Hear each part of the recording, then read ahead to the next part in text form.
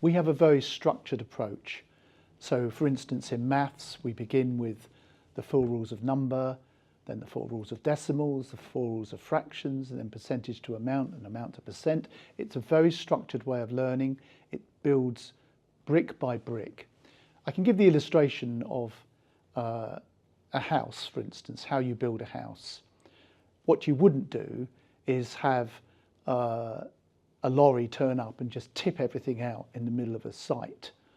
You know, all the windows, the bricks, everything you need to build the house. What you would do is build it from foundation upwards. You'd lay the foundations first, then you'd build the walls, then you put the windows in, then you put the roof on, then you do the soft furnishings or the furnishings of the house. It's a structured way of building. When my builder was working on my house, if things are done in the wrong order, it's terrible.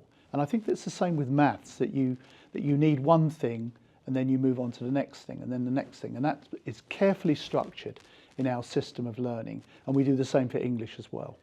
I've spent years working on the system, the way we do things, and the order we do things. And I think that that's very, very important in education. In other words, not just to have a generalist sort of approach where you just do things in no particular order.